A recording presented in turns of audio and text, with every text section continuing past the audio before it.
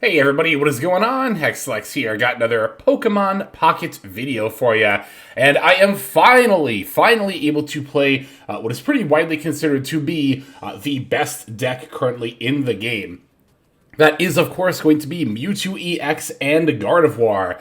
Yes, I have not only pulled my second Mewtwo EX, but as we're going to see here in just a moment, I got a pretty fancy version of one too. There it is, the Crown Royal. Ah, we love to see it. So, our list is very standard. We are on 2 Mewtwo EX, 2 Ralts, 2 Curlia, 2 Gardevoir EX, 2 Potion, 2 Pokeball, 2 X Speed, 1 Red Card, 2 Professor's Research, 2 Sabrina, 1 Giovanni. I have seen builds that instead of like the Red Card and Giovanni, they will elect to play a couple more basics. I've seen Jinx quite a bit. I will say that I don't think that's bad, but I really like having Mewtwo and Ralts as our only basics. It makes our Pokeball a lot more consistent, and our deck a lot more consistent in general. Plus, a lot of the time you really do just want to be turboing into the Mewtwo as quickly as possible. Now, I don't think this deck needs a lot of explanation, but for those of you who might not be familiar with it, the idea here is that Mewtwo EX is a very powerful attack in Side Drive, which does 150 damage, but does force you to detach 2 energies from the Mewtwo, right? So the idea is that we're using Gardevoir's ability to put a Psychic Energy on the Pokemon in the main to allow us to Side Drive every turn instead of basically every other turn. Mewtwo does have a nice additional attack in the form of Psychic Sphere. I am going to red card here, because my opponent did not lead with a Froakie, but they played it on their turn, which makes me think they might have a handful of evolutions. I probably could have waited on it at the same time. I don't know. It's not a big deal either way. But yeah, I mean, this is like a very streamlined version of like every other basically energy building deck out there in the meta.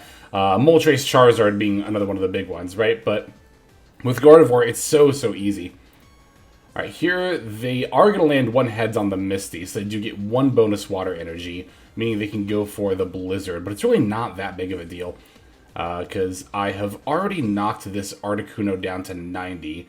Again, being able to Psychic Sphere in addition to the Side Drive is so good. Pokemon EX with 2 attacks instead of just 1 are actually just insane. I was thinking about this the other day, about how I think that is one of the big defining features. So we top deck the Gardevoir, so now, as you can see, our Mewtwo is fully online, and our opponent's going to concede right here, because at this point, it's pretty inevitable. I'm going to KO the Articuno, they're going to have to bring in one of their other 2 Pokemon, and then they're not strong enough to take out Mewtwo's 90 remaining HP, meaning I will just win on the next turn. So, very quick game here at the start, but definitely illustrates exactly what this deck is all about. Our next game here is going to be a lot more of a back and forth, don't worry. This time we're going to be up against a Gengar EX deck, which is the first time I've actually run into somebody else playing this deck. I've played it a little bit. I actually played it here on the channel if you are interested in checking that out, but their deck seems a little all over the place, because I know they also play like an Abra and a Meowth in this game, but I don't know if they have those full evolution lines. We do see the Gengar EX from them, so I'm assuming that's their headliner, but again, opening that Mewtwo. I only have one of the Crown rare versions. My other version is just like the regular one, but it's not like I have 2. That's not why I keep like opening it here. But again, like I said, just keeping it down to 4 basics, I think really does boost your consistency by quite a bit. Consistency. That can be a difficult word to say sometimes. Yeah, I really like the one of Red Card and Giovanni each. Honestly, I think that Red Card is a very good disruption tool. I mean, I don't know about very good. It's a pretty good disruption tool. Red Card's kind of one of those cards where, like, we play both one of it and Giovanni because they're not cards that we always want to see, right? Now, technically, there are lots of situations where you don't want to top deck something like Potion or X Speed, but, you know, situations where you need to heal or retreat are a lot more common than needing to deal 10 extra damage or shuffling your opponent's hand back. Red Card is what, in a lot of other card games, I like to call a flex spot, where Mewtwo EX, this build basically has 2 flex spots, right? I think the Mewtwo, the Gardevoir line, basically everything besides the Red Card and the Giovanni, I think you always play in a Mewtwo EX focused deck. But there are those 2 last slots that are up for grabs. Yeah, so they're going to be on Coughing Wheezing. Seems to be their main stall setup. I actually did consider Coughing Wheezing in my Gengar EX deck as well. But I ultimately opted for the Farfetch'd Mewtwo and then one copy of Mewtwo EX in that deck just to kind of keep it more consistent in terms of energy. Oh, also, my opponent misplayed here. They retreated Abra with its retreat cost and not its attack, which would not have taken off the energy. I don't know why they really did that. I'm not really sure what the purpose of playing Abra, again, unless they're on an Alakazam line as well that we just never got to see. Like, Meowth I can understand, right? Meowth is, it draws you a card, you know? I've actually seen Mewtwo builds that are playing Meowths in their flex spot. I've run into more than one build like that. And I for the ability to draw a card, I don't think that's bad. I might even try Meowth over Jinx if I was going to put another basic in the flex spot. But again, I kind of think that having that consistency on the Pokeballs and your opening hand is more valuable. So yeah, they do have that Wheezing online. Just getting this Pokeball out of our hand. I think it is always worth it to play Pokeball, even if you know you don't have anything left, because you don't want it to get red carded back into your deck. And red card's not in every deck, and in most decks it's only a one of, but you never know. Like, Articuno EX, of course, plays two of it, and I mean, some builds in general just play two of it. I don't think that's necessarily incorrect. I just think there's often a better card to play than the second red card. Alright, so there's the Ghastly. Opponent's going to finally start getting that engine online. Another Coughing coming down too. So we have to be mindful of Koga. That's like, when I see that Coughing coming down especially, but with Wheezing, when dealing with it in general, gotta be mindful of Koga. Now, of course, the Wheezing is also a pretty good matchup against our Mewtwo EX here, right? Because it can deal extra damage with the Tackle and on top of poisoning it. Thankfully, we do have the ability to Side Drive this turn, so we can just take out this Wheezing in one shot. Really, really looking for a Gardevoir here soon, because again, as always, if you can start Side Driving every turn, like, you're just gonna win, right? Yeah, it's funny, like, when I think about it, I was thinking about it this morning. This deck and the Charizard and Moltres deck are actually very similar. I just think the Mewtwo deck is, like, more streamlined. Because you don't have to... I mean, it's kind of pros and cons between Gardevoir and Moltres, right? Gardevoir doesn't rely on coin flips, and you get to put it in the active instead of onto a bench. It doesn't have to be an attack that's used. But, of course, the Gardevoir is also a Stage 3 or Stage 2 evolution. So... But, yeah, I mean, that's the thing, right? Charizard's big attack deals 200. That can take out literally anything. Mewtwo's Side Drive, though, 150 is not much worse at all. 150 can effectively take out anything. There's, like, a small handful of Pokemon that don't get one-shot by the Side Drive. And, most importantly, it does also matter in the mirror as well. Yeah, so I really wanted to top deck a Gardevoir this turn. I think it would have been worth it to keep in Mewtwo and let it get KO'd or potion it up here if I knew I was going to get to KO this Wheezing. But, yeah, we did not find it here. So really considering my options here, I think I just have to swap this Mewtwo out, even if it means paying the full retreat cost and going into something like this Ralts here, right? Because I really don't want to give my opponent 2 points off this Mewtwo EX. Yeah, I'm considering potioning it up, but I don't think that their build is going to have anything that hits the bench. And, of course, if they Sabrina, I get to pick whatever comes in. Okay, they must be on Alakazam as well. I forgot they evolved into Kadabra. I think that's a lot to be playing in one deck, personally. 3 evolution lines, but... Especially if you have 2 different types as well. You can do a lot off the back of a Wheezing, though, to be fair. As our opponent's proving here. Yeah, they're going to get to KO this Ralts. I knew that was going to happen. I didn't want to give up the Curlia, though, and I didn't want any damage to happen to this Mewtwo that I'm setting up here, the one that's still at full.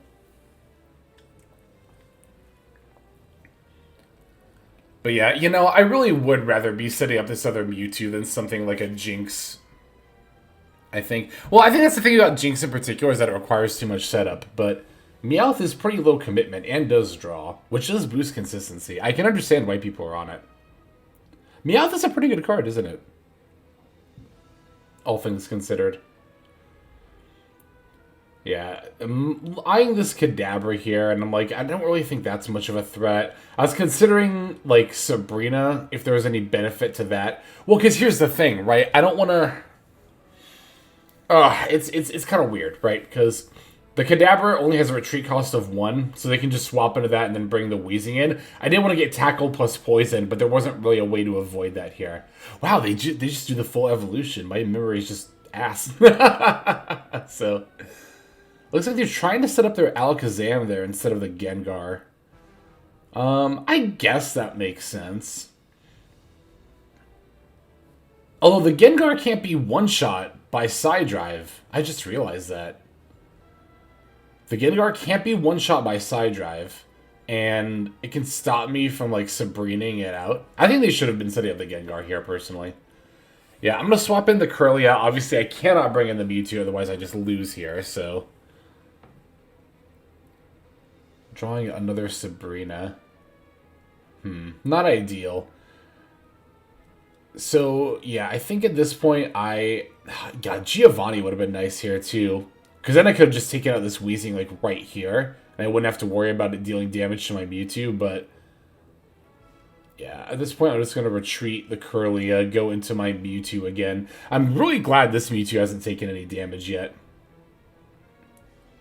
We're just having to build them the old-fashioned way on this one. We just cannot draw Gardevoir. Or Professor's Research. I think we still have at least one in the deck.